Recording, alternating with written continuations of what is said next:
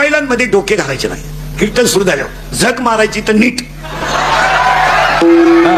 इतकी नालायक सवय लागली लोकांना, नालायक. आम्यावर जीव काढायचा आणि ह्या बदिरांनी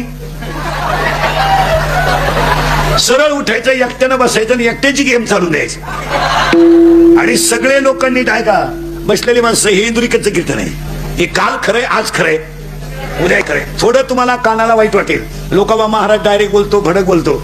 माझं कीर्तन महाराज म्हणून कधी ऐकत जाऊ नका. महाराज मरू द्या, उलथू दे तिकडं.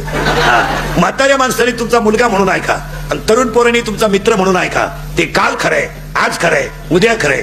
मोबाईल मध्ये दोष आहेत त्याचं कोणी विचार करीत नाही, पण मोबाईल मध्ये गुण आहेत हे लोकांना प्रगट केल्याशिवाय राहत नाही. मोबाईल मध्ये मोबाईल प्रॉफिटेबल आहे आम्हाला मान्य आहे, आम्ही त्याच्यातले आहोत, विज्ञान युगातले आम्ही आहोत. मोबाईल मान्य आहे, विज्ञान आम्हाला मान्य आहे, पण science is a science and God is a god. Science ते सायन्स म्हणजे शास्त्र ते शास्त्र आणि देव तो देव.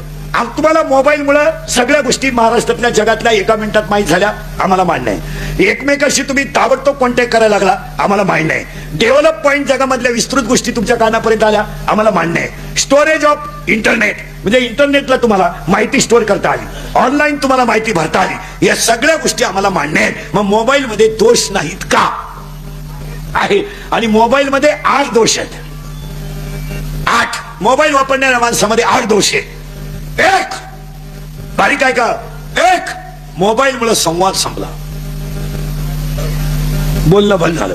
आणि पाया पडून सांगतो, कुणावर कितीही संकट येऊ द्या, ते कुणातरी पशी बोलत जा, त्याने तू हलकं होतं. बोलत जा. हे बा, माणूस म्हणल्यावर संकट येणार, माणूस म्हणल्यावर सुख येणार, माणूस म्हणल्यावर दुःख येणार, माणूस म्हणल्यावर मान येणार, माणूस म्हणल्यावर अपमान येणार, चढ उतार राहणार. तसं काय, चंद्राला सुद्धा ग्रहण आहे, सूर्याला सुद्धा ग्रहण आहे, चंद्राला सुद्धा आमुष आहे, सूर्याला सुद्धा जग दाखितात, जग जागतात. तसं काही एवढं घाबरायचं काही कारण नाही.